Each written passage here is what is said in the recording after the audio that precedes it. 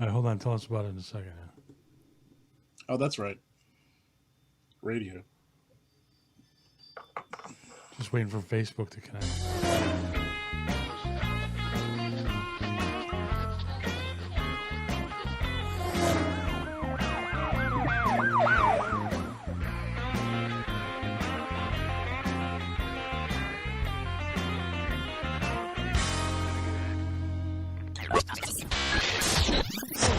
All right. And it apparently, frighteningly, looks like we started on time. Or not on time. We're still late, but properly. It looks like everything That connected. means everything's going to go wrong. Yeah. So you were saying before we started that you were going to buy yourself a new pipe, but you didn't.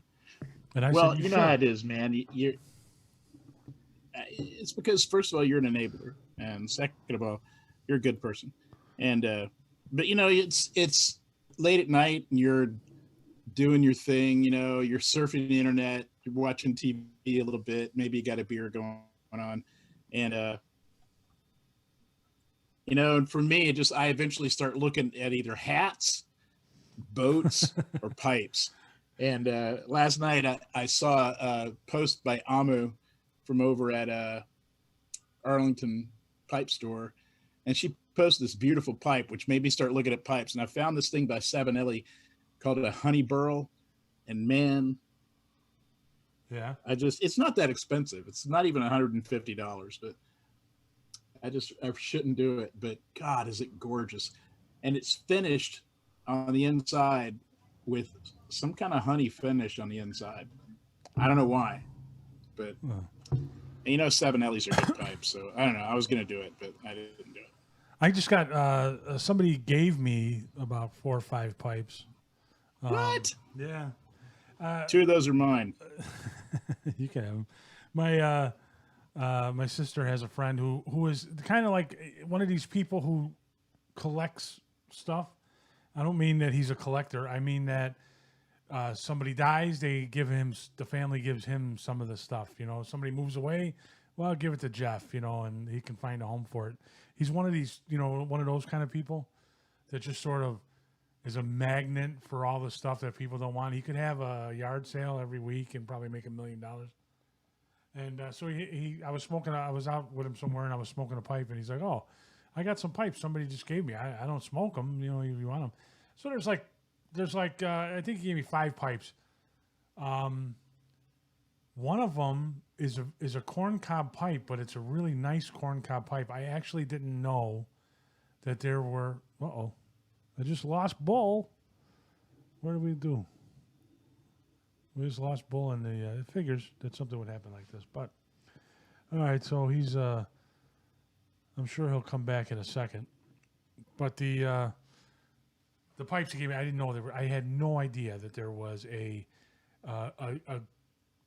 good corncob pipe. I thought they were all the cheap stuff that you get at the pipe store, but there's some really nice corncob pipes apparently, and I got one of them. And then there's one that's real small, so it's perfect for in the car because you just fill it up a little bit and smoke. And then one that's just a really nice pipe. So the other 2 were out. I don't know where Bull went. He was here a second ago. He just dropped off the Zoom meeting, and I'm waiting for see if he sends a message. But right now, I'm waiting. So this is just me and talking about nothing, and I don't know what to talk about because usually me and Bull bounce ideas off of each other, but he is not here. There he goes. All right. There he goes back in. So I actually kept it going. I vamped a little bit. I didn't do anything, because I figured that he just did something stupid to his computer and he would be back, and now he's not even turning on the video yet, so we'll see. We on or? Yeah, we're going. I kept it going because I figured you'd jump back in, but your video's not on. So We're on. we are on. All right, so now he can't hear. See, right before the show, by the way, as usual, Bull switched his internet to what he thought was the better internet. And like every week, it's shitty internet, and I don't know why. I don't know what it is.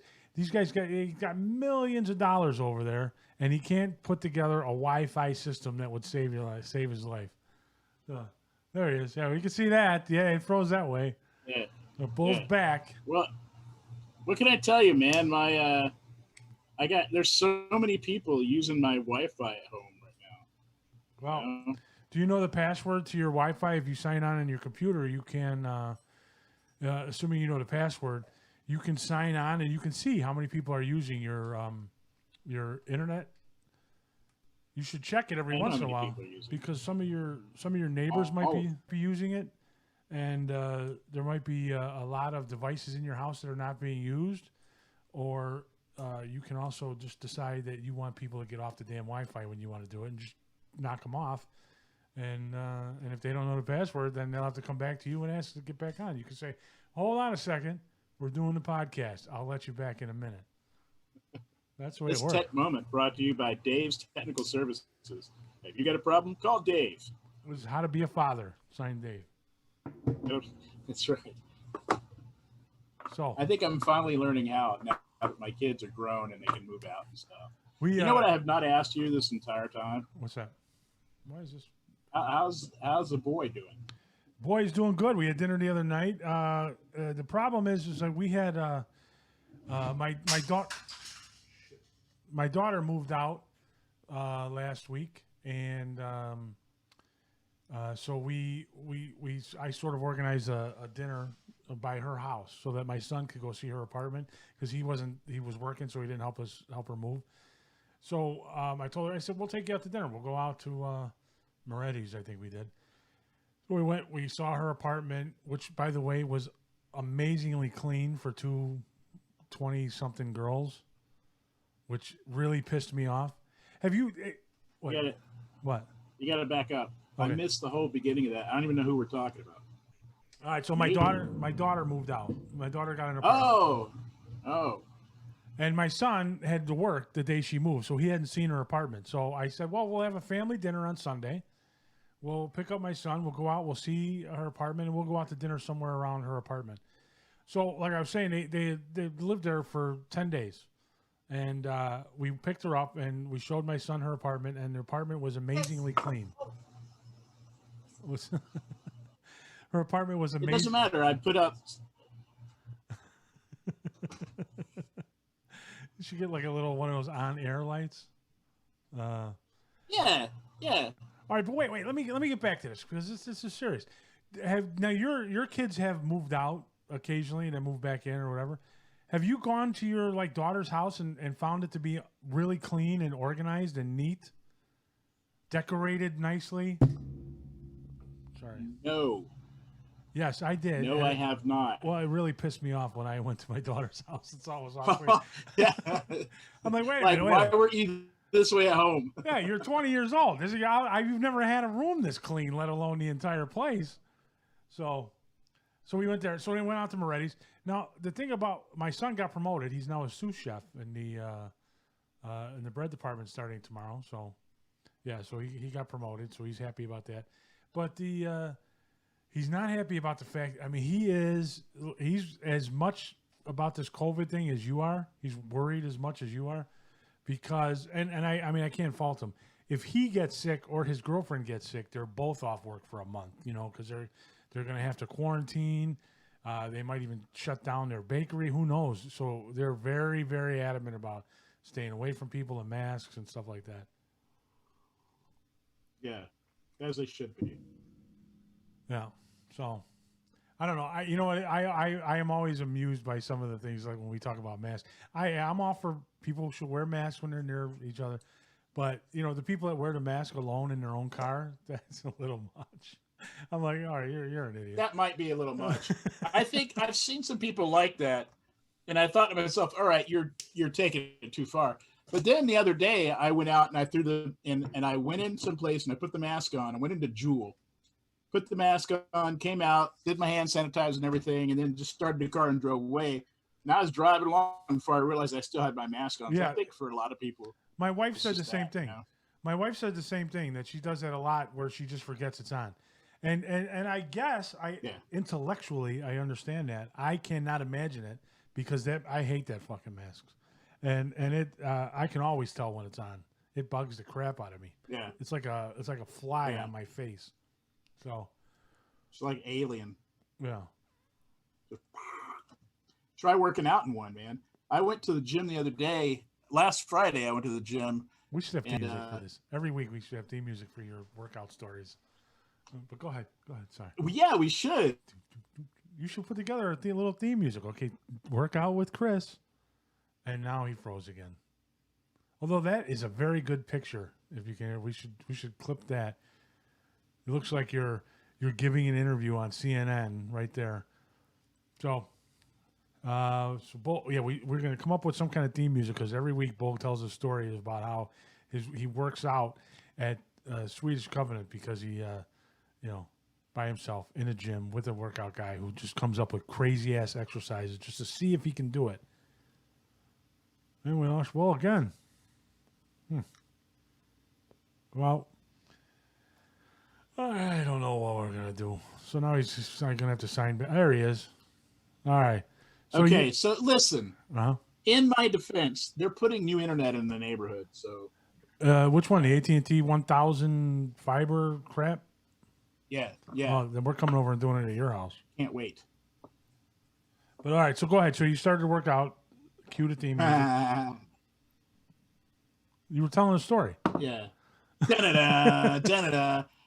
I just look, man. I'm in terrible shape. All right, and it's not just that I'm fat. Like I'm not fit. As he picks up a beer. Yeah. So the workouts that I'm doing are I'm doing good. I've lost 16 pounds since I started this stuff, so I'm pretty proud of myself.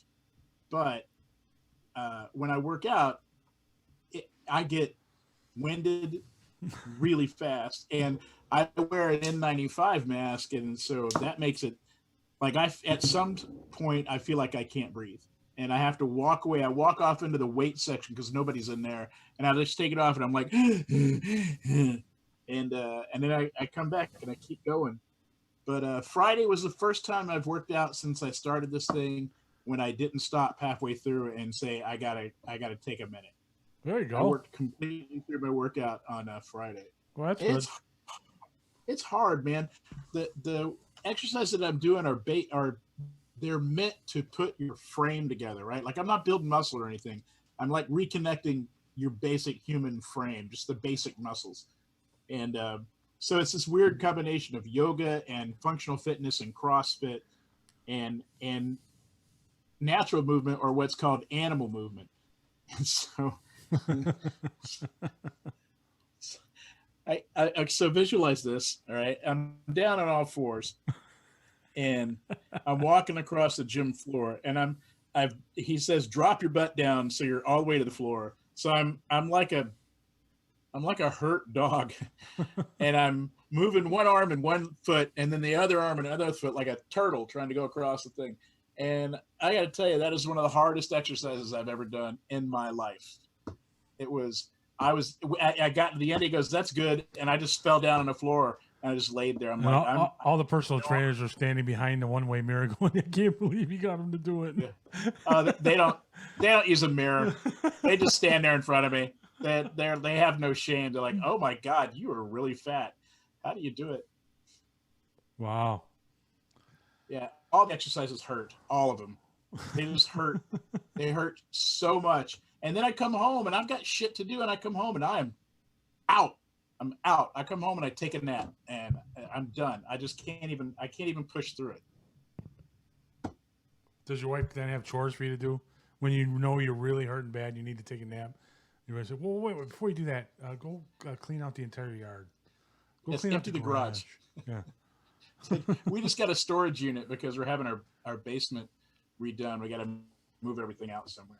And I thought everything in your basement was ruined. So you're gonna get a storage unit to take all the ruined shit to put it away. And no, all the ruined stuff is gone.